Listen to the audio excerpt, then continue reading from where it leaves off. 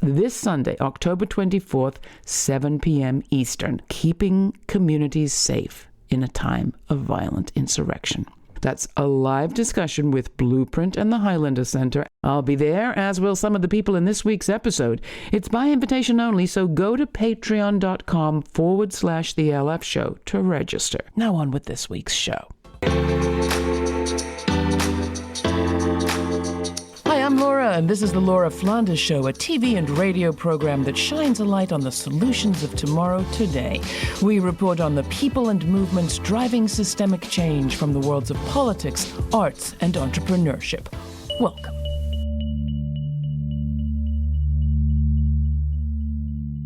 In August 2021, the U.S. withdrew its troops from Afghanistan, ending its longest foreign war. But when the last service member came home, they returned to a country where investment in the military had not wavered. With one of the largest military footprints of any U.S. state, North Carolina has for decades attracted large private defense contractors like Blackwater, which was founded right here.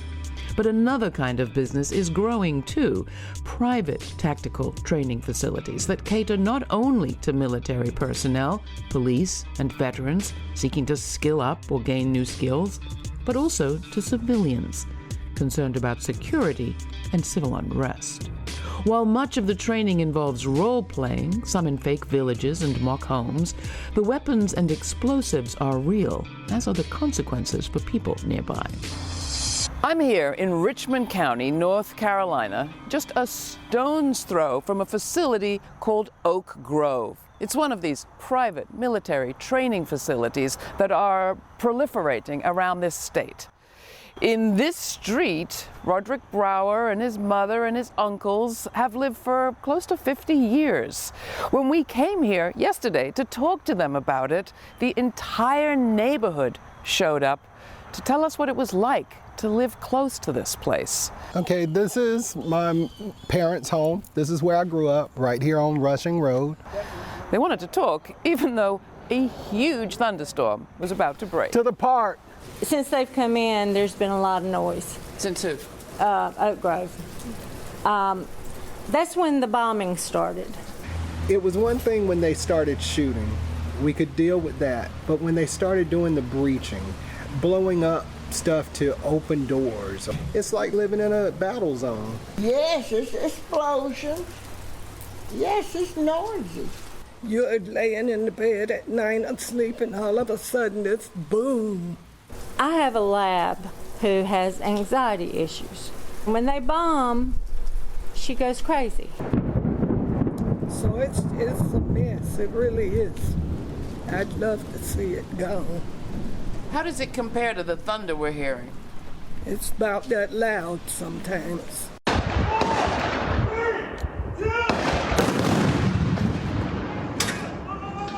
It's open. They shoot on Sunday, they shoot on Saturday, they shoot all week. September the 24th, shot until 10 o'clock at night. Same August 31st, they shot to 10:45. People work, I work. When you got to get up 3 or 4 o'clock in the morning, it's sad. The next day, I went back to Rushing Road to hear more from Roderick and his mother, Barbara. At first, they told us it was going to be a firing range. And some years later, they kept getting heavier and heavier. Building more and more stuff. You know, and with a firing range, you would think, okay, it's going to have opening hours, you know, it have a opening and closing hours. And now they'll do breaching and stuff after dark, and we've had reports, my uncle keeps files on it. I mean, they'll do stuff up until 10 o'clock at night. 3 to the body, 2 to the head, fire!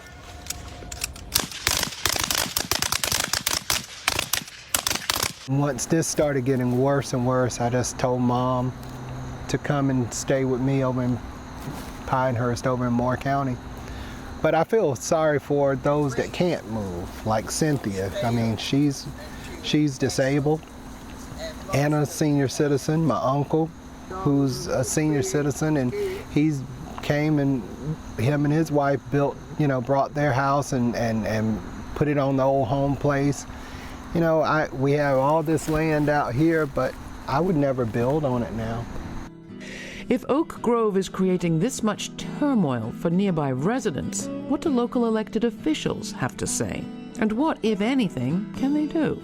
I met a Richmond County commissioner and the mayors of the nearby town of Hoffman in a decommissioned elementary school.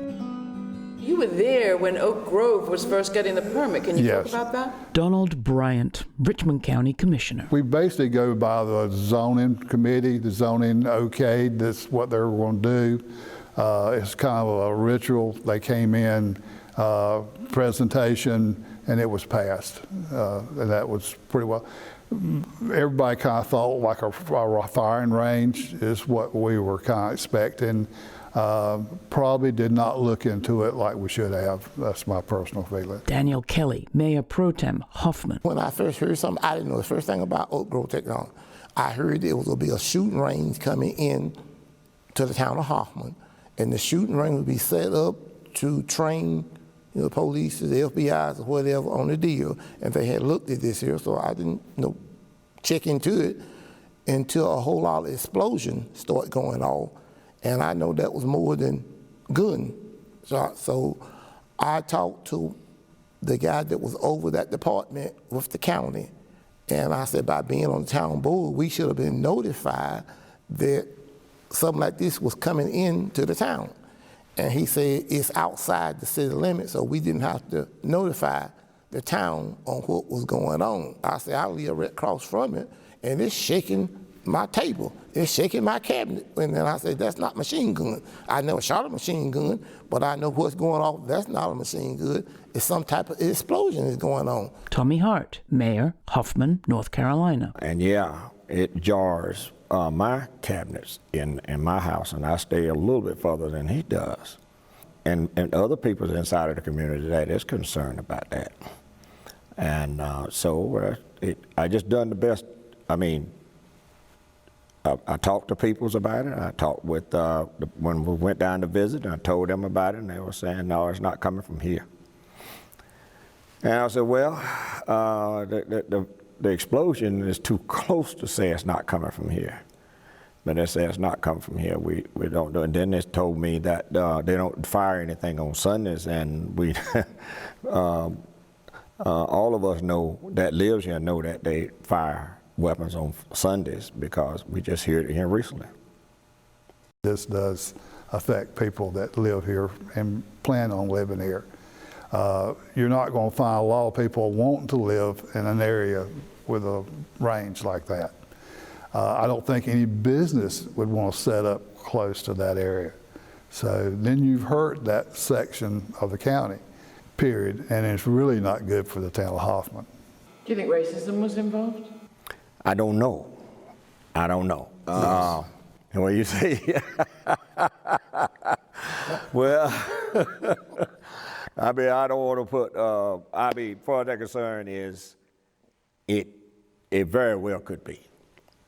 Danny? You say, I mean, Lord, forgive me. Like I said, I've been on the board all these long time, and you go back, think about what race was 30 or 40 years ago in there. Just all you do is think about it. And I guess they did their homework, and they know that most areas they was going to impact would be the black area. Danielle Purifoy is Assistant Professor of Geography at UNC Chapel Hill and Board Chair of the North Carolina Environmental Justice Network. Two main commonalities are land control or political control. Land control, when white-led governments, right, can steer developments that may ultimately help them financially, but locally will not be useful to them in terms of their harms or their externalities. They can shift that burden to communities that they don't want to have political power anyway. That increases the value of their land, right, as compared to the land in which they've shifted those burdens on.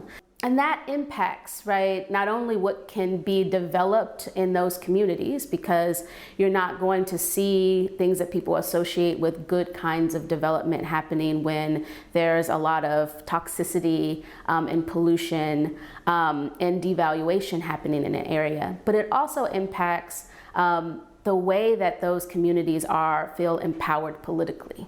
Don't get me wrong, right? They organize, they are the reason why we have any form of environmental justice, law, policy in this country. But being dumped on and being devalued has direct consequences for your land valuation, which has direct consequences for political status and power in this country. That's kind of how it works. But the local impact of private tactical training facilities on the community nearby isn't the only anxiety on people's minds. Richmond County Commissioner Donald Bryant. Not about a month ago, it started about 2 months ago, we asked for a tour. So I came with the zoning lady and our Brian Land, which is county manager, myself and Mayor Hart actually did a tour. And so we toured the complex. They carried us into one building about the size of this gym. I'm going to say there was at least 500 pieces of machinery, weapons in that particular building. It was all Army military stuff. And I said, wow, this is nice, this is heavy. I said, now, if I come here and take training and I see this stuff available, why couldn't I get a group of idiots together and come take this over? Now I've got a bunch of firepower that I could pick up very easy as far as I was concerned. I think if you had a group and you wanted to get training, then you could get training there. And we just don't need some people to be trained. Like That's my feeling. Who are you worried about getting training? Somebody that would go to Washington, D.C. on January the 6th. Okay? I mean, serious. I mean, this world's crazy. We don't need to train crazies. I'm sorry, that's it. Are Commissioner Bryant's concerns well-founded? We know that roughly 1 in 5 of the defendants facing charges for their involvement in the January 6th attack on the Capitol were veterans or active duty military. Video analysis suggests that more than a few of the rioters that day were familiar with military tactics. We also know that several were from the group Oath Keepers, right here in North Carolina. We're breaking down the events of January 6th that have disturbingly deep North Carolina ties. The FBI just announcing another person has been arrested here in North Carolina in connection with the Capitol riots in Washington last month. Another person from North Carolina has been arrested for their alleged role in the January 6th insurrection. Gaston County man joins at least 4 others from North Carolina facing federal charges for the riot. At a time when national intelligence agencies are sounding the alarm about the increasing threat of domestic paramilitary groups like the Oath Keepers and Proud Boys, the very idea that for-profit companies are training people in military techniques outside of government scrutiny raises concern. Commissioner Bryant isn't alone among those I interviewed who believe that places like this could end up training the wrong sort of people. Serena Sebring is the executive director of Blueprint North Carolina, a nonpartisan advocacy organization that convened local activists and their networks to trace the roots of the January 6th insurrection, and produced a report written by author and activist Mab Segrist titled Go There Ready for War, Militia Organizing in North Carolina in the Context of the Insurrection at the U.S. Capitol.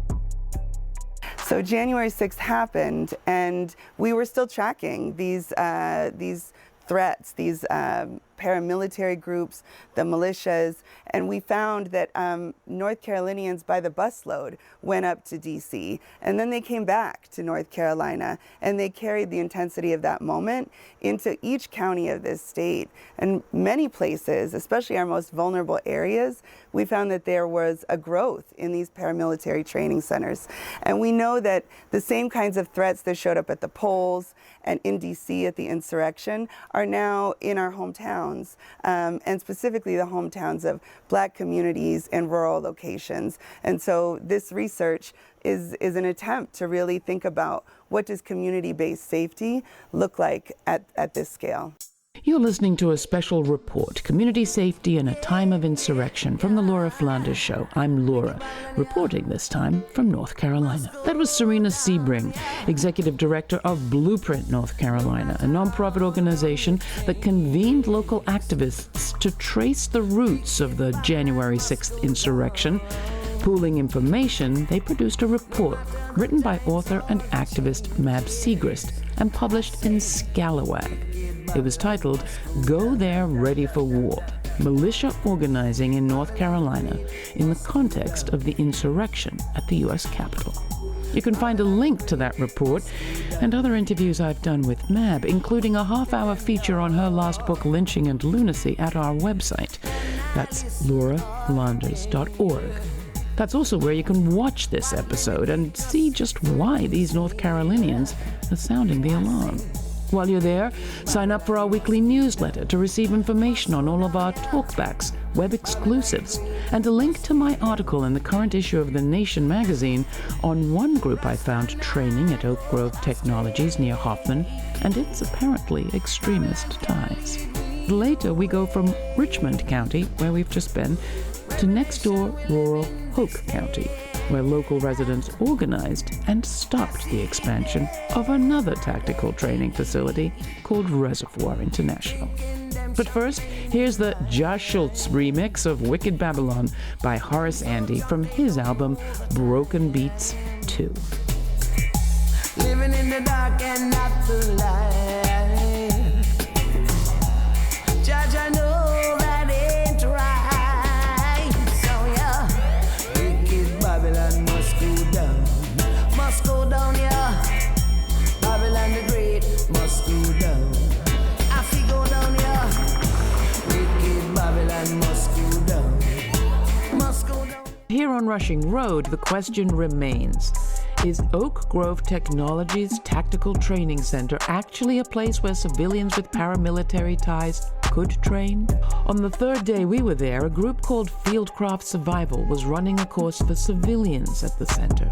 On that day, it was about edible plants, but the same group offers home defense courses to civilians. Oak Grove, which is a phenomenal facility. Normally, they don't let civilians train here. It's for military and law enforcement only, but they believe in the mission, and they know that we are trying to prepare citizens to be ready for bad stuff happening, because there are bad people out there. That's Kevin P. Owens, Chief Operations Officer at Fieldcraft Survival, a Utah-based organization whose stated goal is to educate, train, and equip clients to survive in the worst-case scenario. It's unclear if that's the mission Oak Grove Technologies shares, but what is clear is that the founder and CEO of Fieldcraft is also the creator of American Contingency, a group that Militia Watch and the Princeton University-backed monitoring group Armed Conflict Location and Event Data Project listed alongside the 3 Percenters, Proud Boys, Oath Keepers, and others as one of 9 large multi-state groups that could present problems on Election Day. Here, Owens and Glover speak on the first episode of American Contingency's podcast, recorded shortly before the 2020 election. If this civil war kicks off, if it kicks off tonight, what does tomorrow look like? Oh my God, I really hope it doesn't. I hate to even think about it, honestly. I really do. I hope we can get control of it. But every day that goes by, it seems less and less likely that we're going to get this under control without violence. I really do. I think if Biden gets elected and they add 4 more seats to the Supreme Court and they come with they're emboldened and they come with their far left politics and they throw out the Second Amendment and the First Amendment and do whatever they want, that will lead into a civil war. And it won't be black versus white. It'll be patriot versus freaking socialist, basically. The Laura Flanders Show contacted Owens to learn more about who Fieldcraft Survival trains and whether they have any sort of vetting process for their participants. Owens hung up on us. We also spoke with the General Counsel for Oak Grove Technologies, who initially claimed the center only trains professionals and promised a response. But when we sent a follow-up email asking how the weapons on site are secured and if they screen their clients for ties to paramilitary groups, they responded with no comment. From here, we're going to the county right next door, Hoke County, where the residents, organizing with their commissioners, managed to stop the massive expansion of another private training facility, one going by the name of Reservoir International. Christina Davis McCoy is the secretary of the Hoke County branch of the NAACP and former colleague of Mab Segrist's at North Carolinians Against Racist and Religious Violence, an anti-militia group working in the 1980s. I got this flyer in the mail, and it provided information about a hearing that was coming up. And it encouraged the individuals who, the recipients of this flyer, to call the planner and make him aware of the fact that you did not want this activity in your backyard. Jim Davis is Hoke County's former sheriff, a veteran and a retired U.S. Marshal. The military have always been here in Hoke County. That's the military, that's government, that's accountability, that's transparency.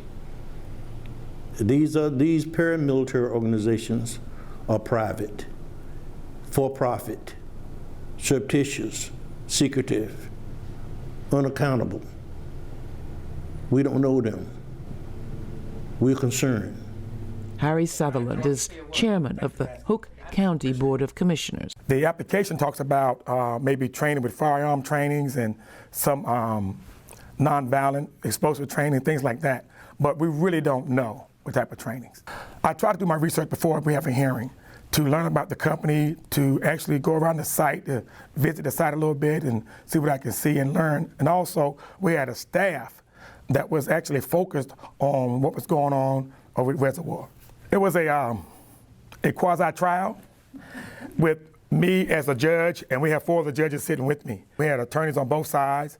The attorneys that was against us passing the zoning, they had 2 different law firms represented, I think maybe 3 law firms represented, and then of course Reservoir was represented by a law firm as well. We had good testimony why we should or should not allow the conditional use permit, but at the end result we voted unanimously not to approve Reservoir's request for the conditional use permit. Christina Davis McCoy, community organizer and resident of Raeford, North Carolina. You were right here in this room. Can you talk about what it was like? We were elated.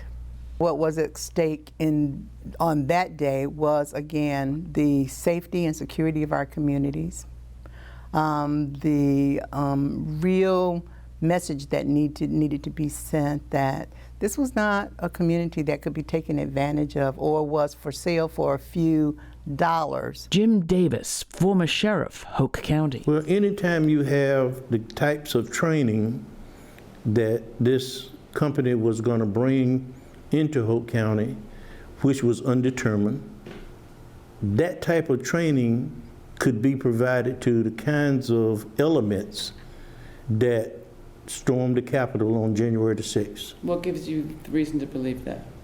My background in training is one, and the fact that they weren't able to give the county leaders their plans for the types of training and individuals that they would be training, that gave me pause. From our military right through to private tactical training, this is all supposed to be about safety. But that's easy to forget. With the sounds and shockwaves of explosions, the threat of paramilitary organizing and attacks on elections. Community safety is determined by the community that it comes from. Serena Sebring, Executive Director, Blueprint, North Carolina. We can't have safety that is determined by those who stand to profit in the case of these centers, or systems that are so implicated and steeped in white supremacy that they can't actually protect and serve the residents of these communities. And so when we think about what does create community safety, we know that relationship create safety. We know that communication, we know that actual representation of the people's will creates safety, and we know that people who are in these communities are the experts at what is needed, and oftentimes have the strategies, the skills, and the web of relationships to make a much greater impact than these systems that don't serve. It was really necessary for our commissioners to be courageous and turn that back. I think it sent a message not only for this community, but it also helped set up the dynamics for us to think about how do we share what these realities are for other communities? How do we make other communities aware of the fact that all of these processes are important? You got to be watching what's going on in your community. You have to be attending community meetings, zoning board, planning board meetings, as well as county commissioners meetings. You need to get to know the people who are making decisions that you empower to make decisions on your behalf because you want them to make the right decisions. Harry Sutherland, chair of the Hoke County Board of Commissioners. Courageous leadership is what's needed. So when they go to these other counties, they're going to try to find the weakest link, and they're going to go there and they're going to try to infiltrate the weakest link. And these commissioners, these city councilmen, these mayors got to be able to stand up to what's coming and find out what's going on. Don't just take people's word for it. Do some homework. Do some research. Hoke County is such a beautiful example of the power of community organizing and community-based approaches to safety. What we saw in Hoke County was a community that had been organizing for years to elect officials that matched the demographics of their community. And what we also saw was that when they had access to community-based research and could inform those elected officials of the threat that was coming, that they were able to prevent this harm. This is community-based safety through zoning. And it's kind of unsexy, but so very powerful for local community members to have access to change the game and say, this won't happen here. Roderick Brower and his mother Barbara. If I had any words of wisdom to anyone, get involved with your county. If you're outside the city limits, get involved with your county and really understand what they are voting on. Because what happened with us is this just got bigger and bigger and bigger, and it's not what we signed on for. 60 years ago, President Eisenhower warned us about something he called the military-industrial complex and the anti-democratic power that comes from the undue concentration of military might, money, and political influence. Today, rural North Carolinians are warning about something you could call a paramilitary industrial complex. Are we listening? It could be coming to your backyard. For more information on this week's guests, along with a suggested reading list and links to related episodes in our archives, go to patreon.com/The LF Show. That's also where you'll find an invitation to join us for a special screening and discussion of this week's show, hosted by Blueprint North Carolina and the Highlander Center in Tennessee. That's this Sunday, October 24th, 7 p.m. Eastern. I'll be there, as will some of the people in this week's episode. It's by invitation only, so go to patreon.com/The LF Show to register. That's a live discussion with Blueprint and the Highlander Center at 7 p.m. Sunday, October 24th, about keeping communities safe in a time of violent insurrection. All the details are at patreon.com/The LF Show. A big thanks this week especially to Mab Segrist, whose tireless research with Christina Davis McCoy laid out an investigation on which this episode drew.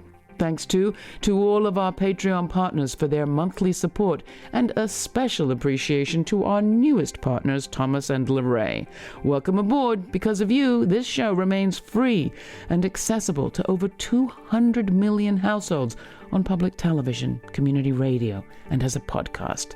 Thanks for listening and for supporting. Every dollar matters, and we make it go a long way. Thanks for listening. Thanks for contributing. Thanks for your ideas. This show's produced by yours truly, Laura Flanders, with Matt Colacello, Jeremiah Cawthron, Mercedes Grostiaga, Jeannie Hopper, Nat Needham, Charlotte Carpenter, David Newman, Rory O'Connor, Ryan Hote, Sabrina Artel, and Jeanette Hernandez.